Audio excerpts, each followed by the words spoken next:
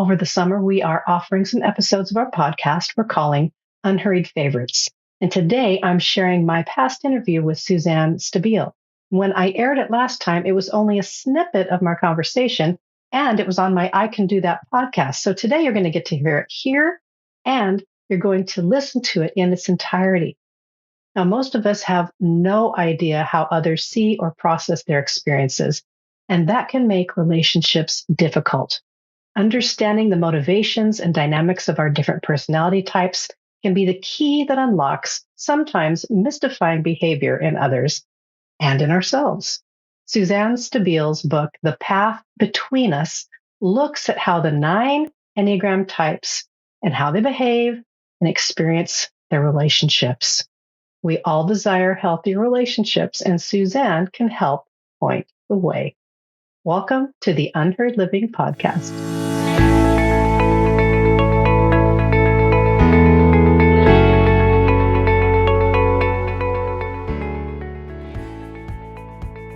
You want to prioritize your own soul care and self-care, but you don't know where to begin. You don't believe you have the time, and you feel stuck, overwhelmed, or even distracted. Well, I'm inviting you to join our community of women in Replenish. Replenish is coaching, training, and community to help you live a more sustainably paced and productive life. You can confidently engage a life of transformation with the ongoing support of experienced coaches and mentors, real connection, ongoing support, lasting change. Join us now in Replenish by going to unhurriedliving.com/replenish. Here's a bit about Suzanne Stabile. She is a highly sought-after speaker, teacher, and internationally recognized Enneagram Master teacher, having conducted over 500 workshops. She is the co-author with Ian Morgan Cron of the bestseller, The Road Back to You, and she is the creator and host of the Enneagram Journey podcast. Along with her husband, Reverend Joseph Stabile, she is co-founder of Life in the Trinity Ministry, a ministry committed to the spiritual growth and formation of adults. Their ministry home, the Micah Center, is located in Dallas, Texas. Enjoy my conversation with Suzanne.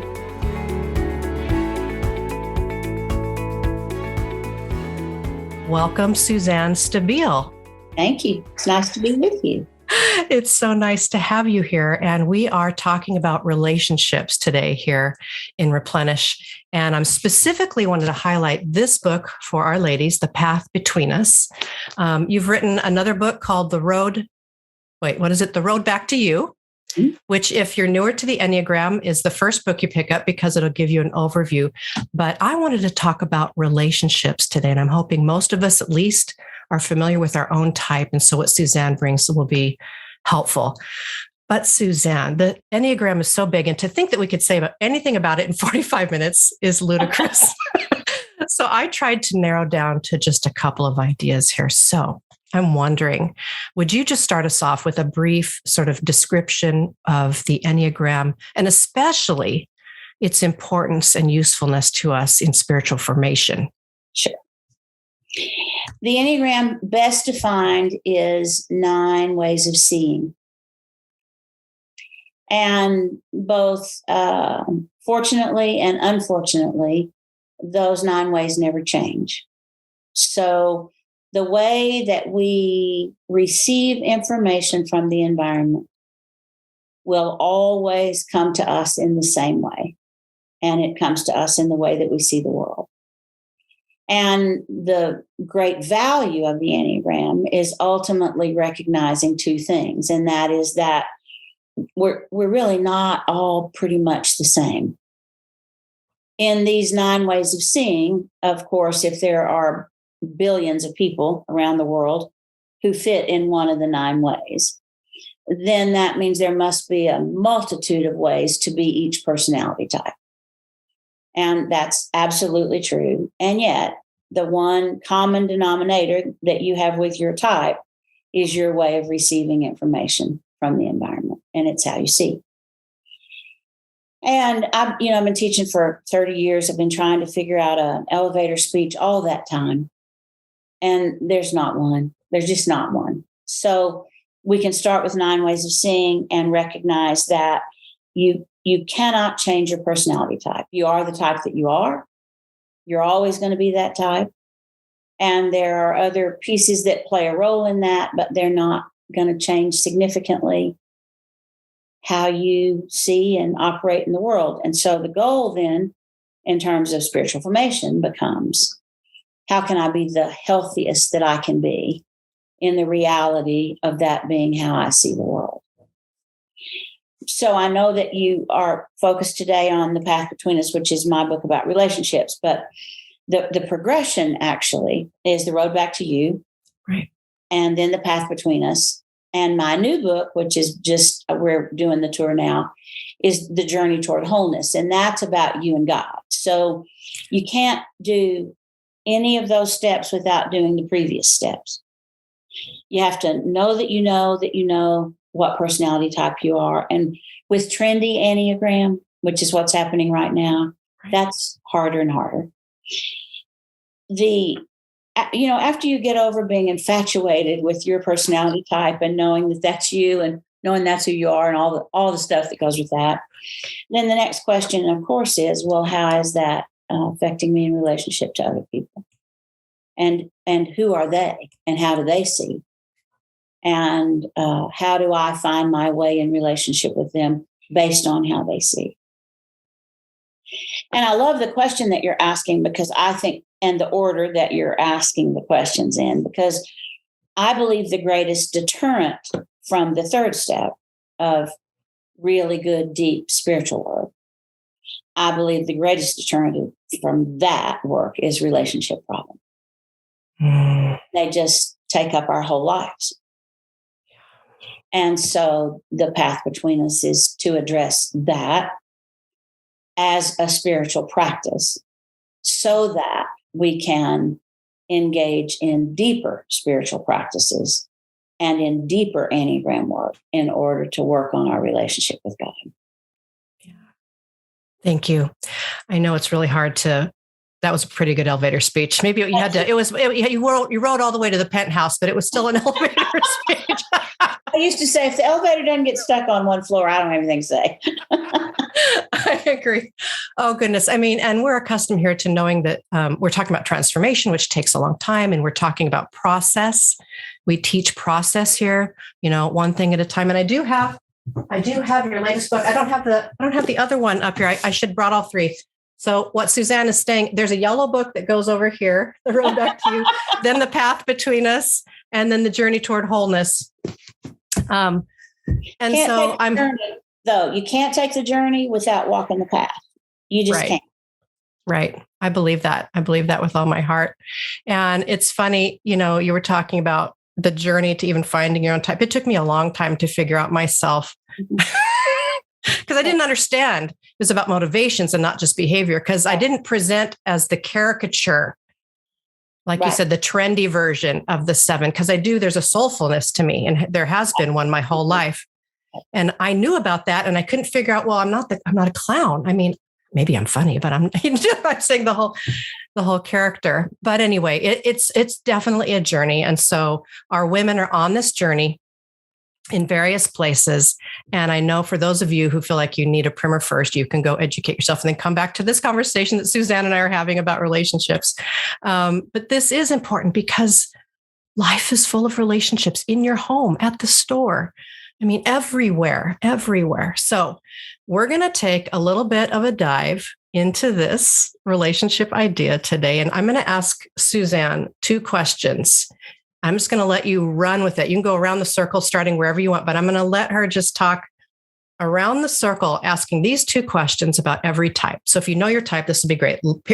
Listen in for what's going to help you, and maybe take notes on the others because you've got those types in your life. But so here's the first question. What is a unique challenge for each type? And maybe, what can we do about that? And the other question is, how do we bring our unique gifts from this type to others more readily? Sure. So if you could just make your way around the circle, I'd love to hear this. Okay. Well, I'm going to go around twice. I don't want to, okay.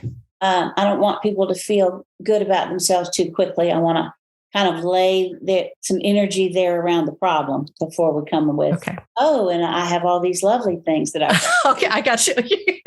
I got you. The other reason for that is that people have often said to me when I'm teaching that the Enneagram sounds so negative. And the reality is we don't know ourselves by what we get right. We know ourselves by what we get wrong. And we certainly don't know our internal terrain by what we get right, because that doesn't get our attention. And it's not as costly as what we get wrong. So I'm going to go around and talk about, how did you say it? You said it so lovely. Oh, the unique challenges? There you go. That's a lovely way of saying, so what's wrong with this number?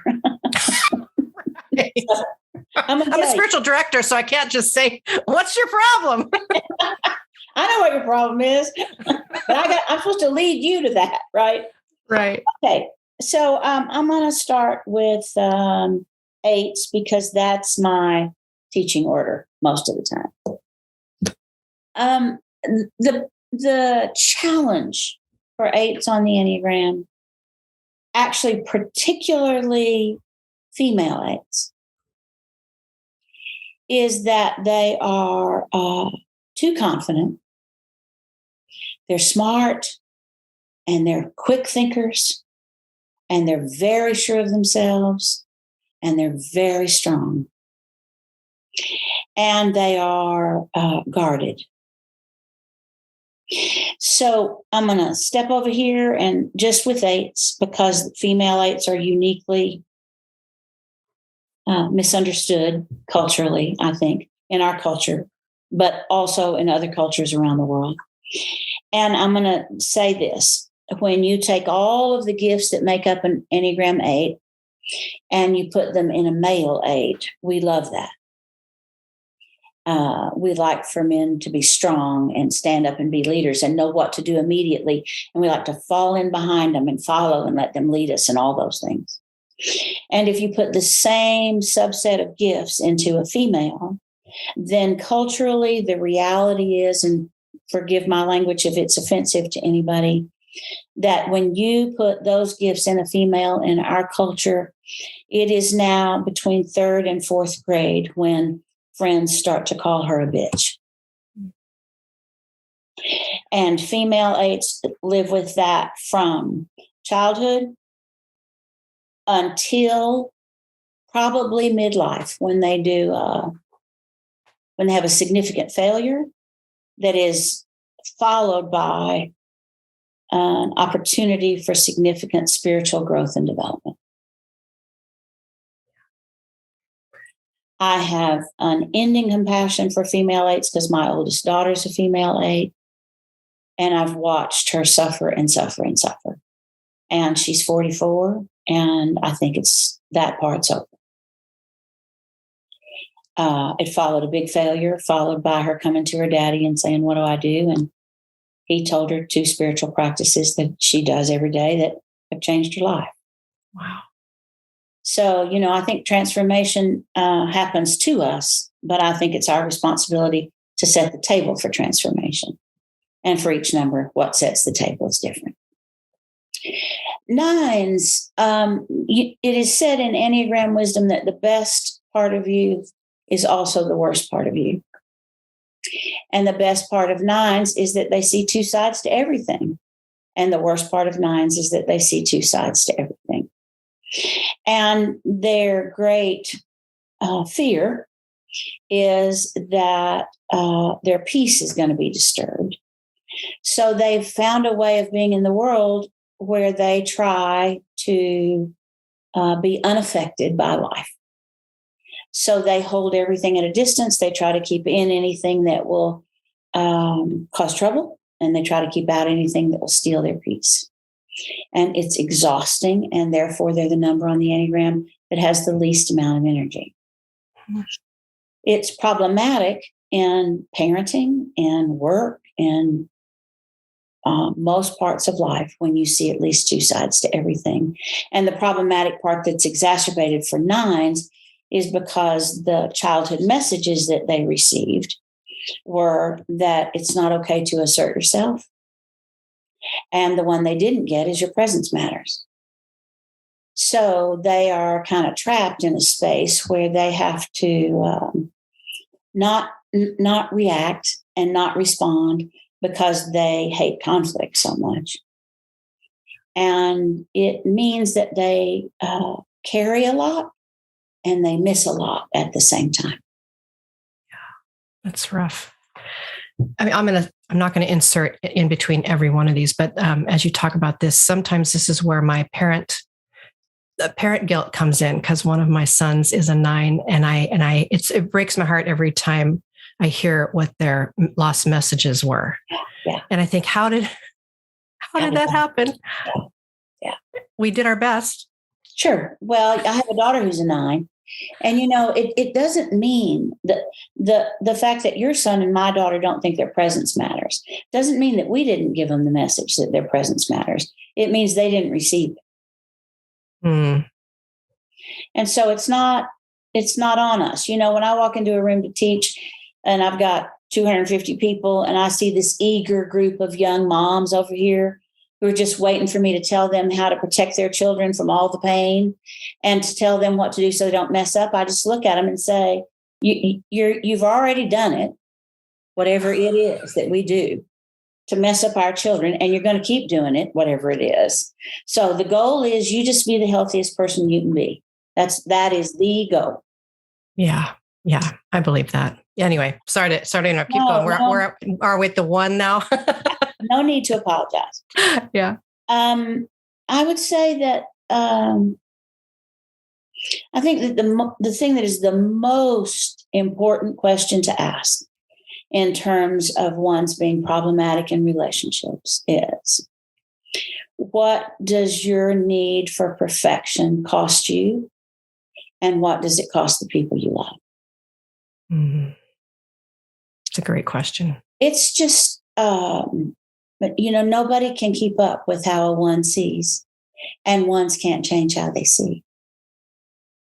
So the great challenge then becomes what you do with what you see, because you're always going to see what's wrong. That's how you engage with the environment, and it's not going to change. So how are you going to learn to accommodate imperfection and to make space for it, and to not cheat your relationships by focusing too much on that and not enough on other things? 2s on the Enneagram, which I am, happen to be a kind of relationship junkies. It's what we're all about. It's what we do well. And it's such a comfortable place that the most problematic thing with 2s in relationships is that we over-involve ourselves in other people's lives, and then we overcommit, and then we resent the neediness in others that we created. Man. That sounds like an unwelcome stew. Yeah, moving on. 3s. It's really interesting for me to watch myself kind of move toward people and then pull them in and love them well, and then say to Joe, I'm so tired of her needing me, or of him needing me. Why do people need me? So, because you asked them to, you taught them to. Yeah. All right, 3s. It's really interesting to me. 3s want to be loved for who they are and not for what they do. And yet they put their energy into what they do and not in who they are. So what 3s share with other people is accomplishments and achievements, and how kind of great they are in the world. And then what they want to be loved for is whatever's beneath all of that. Well, if you don't share what's beneath all of that, nobody can love you for that. If you don't tell other people what's beneath that, then nobody can love you for that. So If you're a 3, you have to find the difference and the distance between what you do and who you are. And one way to do that, 3s can be the poster child for every organization they belong to. And they can switch. They can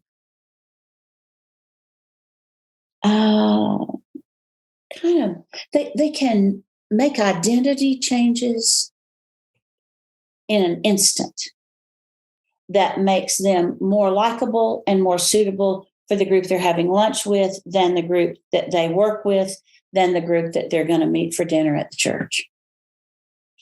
And so as they morph all day into all those people, they lose their ability to define who they are behind that. And they begin to believe there isn't a real person behind all of those image crafted personas. But there is.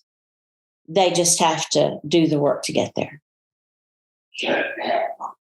If you want to do the work, 3s, you get a bonus today just because it's bonus day, I guess. I don't know. But if you want to do the work is to find out what's the same about you no matter who you're with, no matter what you're doing. And then that's your baseline, and you begin to work from there. And it's tricky because our culture really, really, really likes 3s. 4s. In relationship to relationships, 4s have a significant struggle because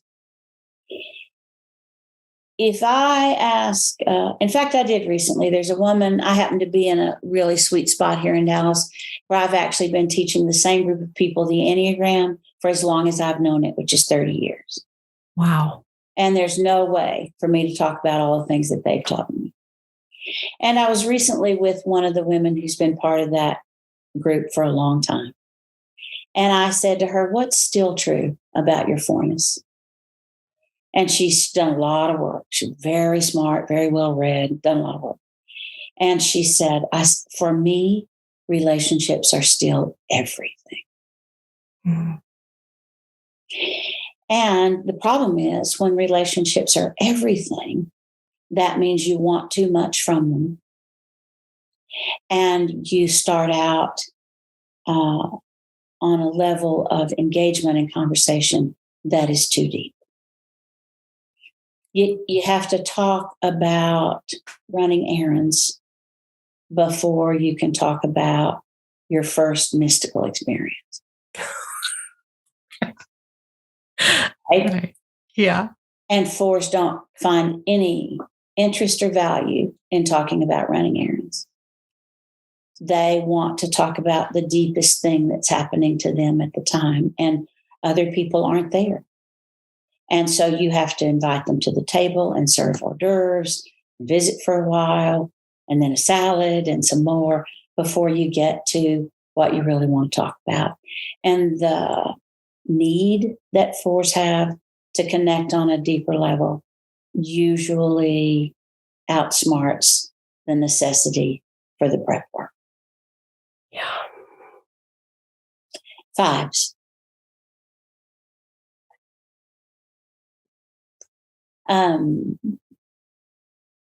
Our doorbell rang just at the right time when I said 5s. So I don't know if 5's going to come through the door. I'm not sure what. I didn't even hear it. Oh, well, then I shouldn't have said anything. Anyway, 5s are, along with 8s, the most socially awkward numbers. Mm-hmm. And when you're socially awkward for whatever reason, relationships are tricky. And they're particularly tricky in groups of all one gender. Mm. Generally, women talk to women about the things and the stuff of life. Every number except 5s. And 5s are not comfortable talking about the stuff of life because it's very personal for them. And so while 5s want relationships, but only a few because of their energy problem. If your listeners don't know, viewers, listeners, people, all of the above. All of the above. If they don't know, 5s wake up with the same amount of energy every day. And everything they do costs them energy. And it's like manna, you don't get to store up for tomorrow. So living a day as a female 5 in our culture is very difficult in terms of energy protection. And that means that 5s find emotions to be so costly, they would rather talk about ideas and thoughts, which are lovely, but usually not relationship builders unless it's professionally. Yeah. And it's just hard. It's hard. The other thing is 5s like to observe. And so they want to observe you without being observed by you. They want to ask you questions without being asked questions in return. Mm. And those are not the rules that we play by in relationship building. Yeah. So you're going to have to give to get, I would say. Yeah. Yeah. I'm definitely going to pause here because I am married to a 5. Yeah. And I have to tell you, once we found the Enneagram and we saw that there was an entire subset of humans wired like this, all the things that I was like, what is he doing? Why isn't he doing whatever, Right. It's like, the whole thing about energy. I was like, I get it now. It was so helpful to me to understand just even more about what was going on inside. It's so important. Oh, It's so important. And then it becomes really important if you're in a close relationship with a 5, not to waste that energy. Right. Don't waste their energy with your stuff. And I'm an energy waster because I'm a 2. So my mom was a 5, and it changed our relationship when she allowed me to talk to her about that. Interestingly enough, she would attend any talk I gave about any topic anywhere, but never, ever would she come to an Enneagram workshop. And I said, why? And she said, because you already know more about me than I want you to. Oh, interesting. So I'm telling that story for a reason. You can't build relationships without an exchange of confidential information. Right. You can't do it. Yeah. All right, 6s. Yeah. 6s are the community builders of the world. They are the people who are really good at surface relationships. So when a 6 says to you, how are you doing today? You know how people say, how are you? And you start to answer and they walk away. They didn't really want to know how you were. They just were saying hi, right? Well, not 6s. When they say, how are you? They mean, how are you? And they're ready and willing to listen to you tell them what you did this morning. They'll ask questions because that's the point of connection for 6s. Unfortunately, they also ask questions that they don't want you to ask them. So they ask you about your child who's been having a hard time, but they don't want you to know they have a child that's having a hard time. It's a one-way street when things get deeper and more personal. And that's a relationship problem. Yeah. You just don't get to do that. Yeah. 7s. You want to talk about 7s or you want me to? You go for it. 7s in relationship, as expected, are delightful as long as things are moving quickly enough. 7s actually want to know if you've got a problem, but they don't want to know about the problem. 7s actually have to discipline themselves to want details about your life. They want a connecting point minus the details. Because if the details are sad, they can't be sad enough. Like a 7 can't take it. They can't take it. And if the details are happy, a 7 can outdo you every time. So if what you've noticed in 5, 6, and 7s is that there's a connection point and the problem is feelings, that's because they're all in the thinking triad. And they want to connect mentally, but generally not emotionally. And all 3 numbers want to connect, but not with expectation. Oh, it's so true. It's so true. And you know what's funny, Suzanne? One of my closest friends is a 4, and we both know the Enneagram. So we laugh about this. Yes. Because she can count on at some point when she's telling a sad story. Yep. At some point, she will call me on it. She's like, I will change the subject or ask or I'll do something that moves it. And because we're so close, we laugh about it. Sure. She'll just say, did you got further into the story this time? Or did you notice that you just took us somewhere else? And then she always jokes with me about how often she hears the word fun come out of my mouth. Every time we're together, something's fun. Yeah. And so, but she's so good for me because you're right. Did I say it while we were recording? I'm a 7. I can't remember if I said it after we started the conversation, just so everyone listening knows. The reason I'm talking about 7s is because I'm interested in this. There you go. Oh no, I forgot I was saying. What I love about her is that she does train me. Yes. Just by who she is in empathy and staying in something longer than I want to stay. Right. Because the details do freak me out and I can only go there so long. And then I got to move on. I'm not saying that's my best move. I'm just saying that's what I've noticed about myself. Sure. That's everybody's 7 move. That's it. Interestingly enough, this goes 2 ways though. Not only can you not listen to a lot of the sadness in her story that she's telling at the time, but you can't tell her a lot of your own either.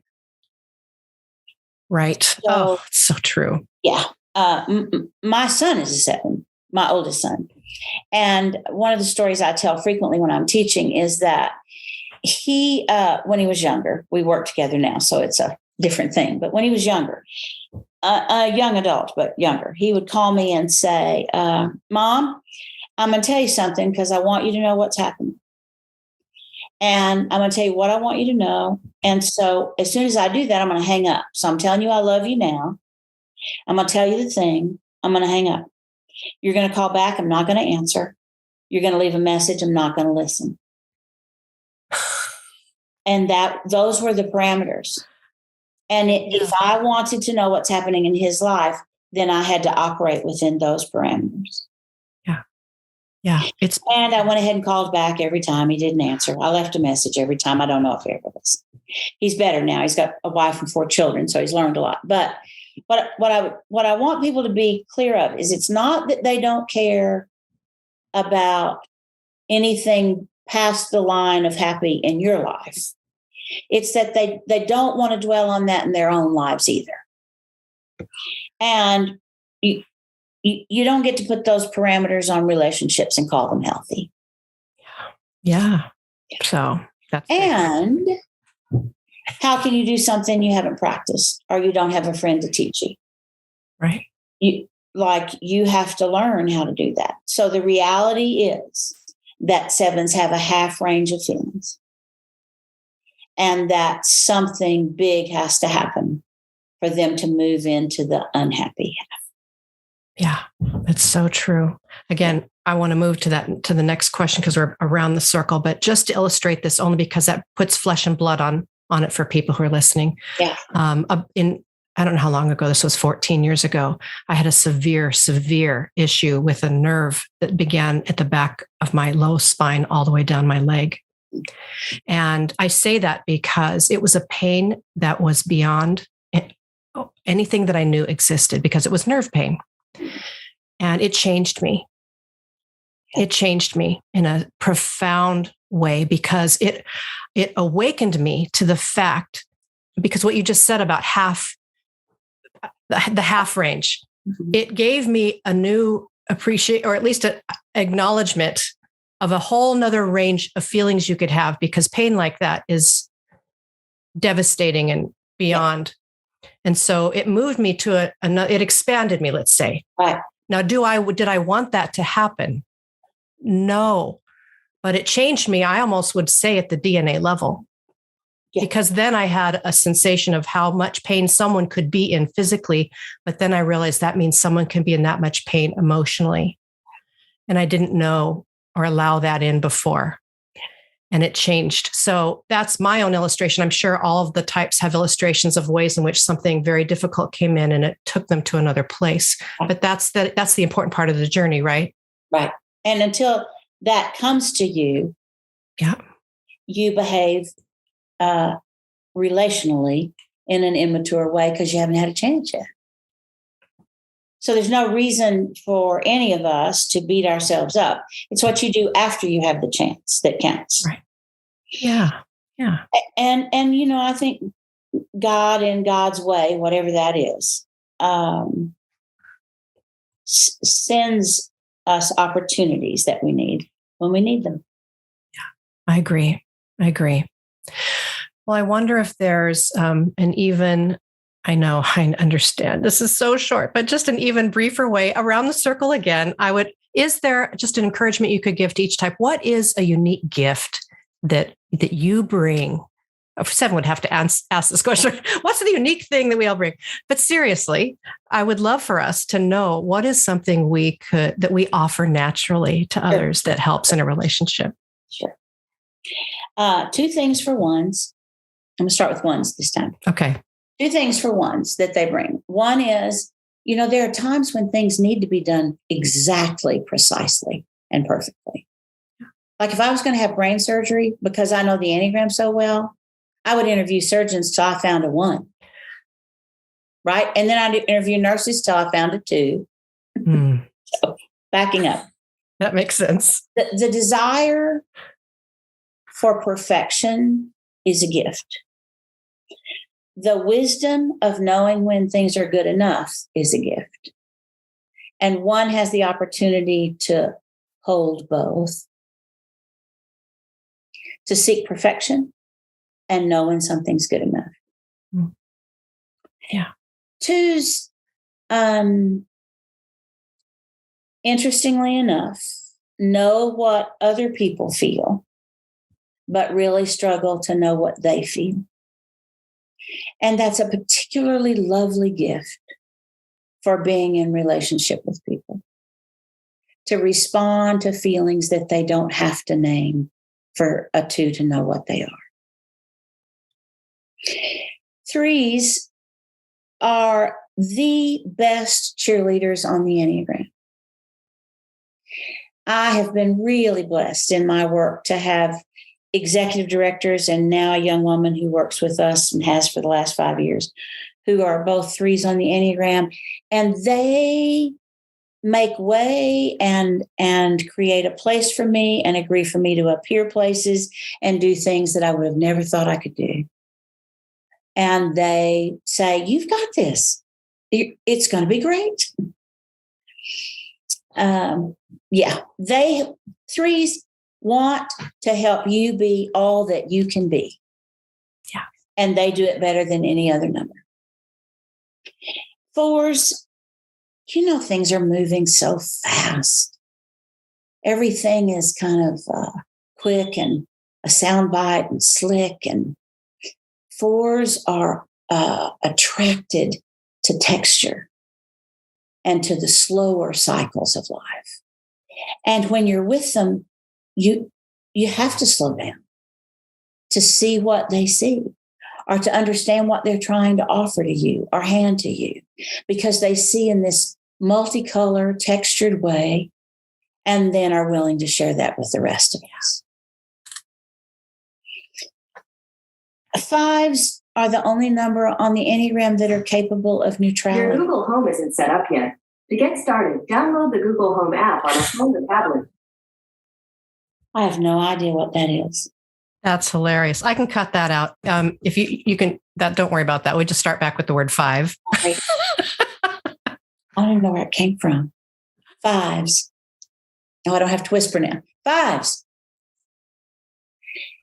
5s are the only number on the Enneagram that are capable of true neutrality. And sometimes it's important to be in neutral. And they bring neutrality to every meeting, to church, to Christmas, to every, you could look at them and say, oh, they're just stuck in neutral.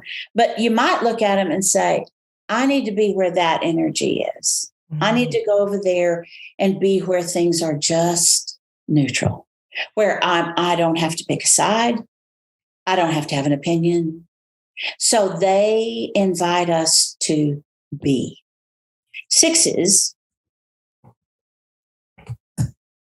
sixes are the people who hold together every organization that we belong to.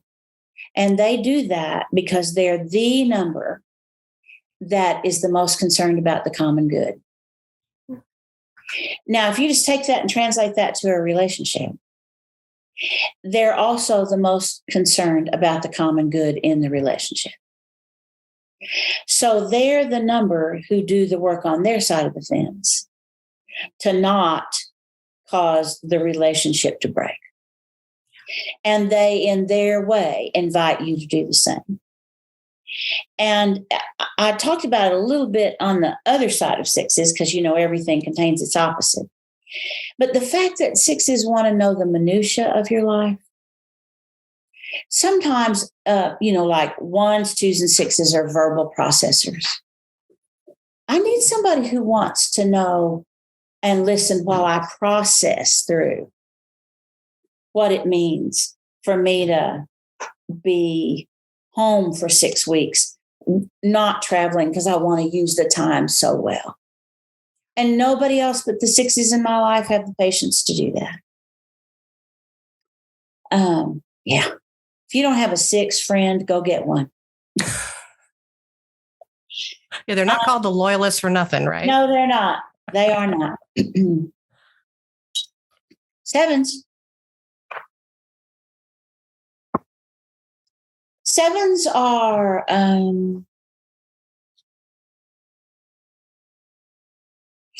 the people on the Enneagram who hold the extremes that are beyond the extremes that are held by fours emotionally.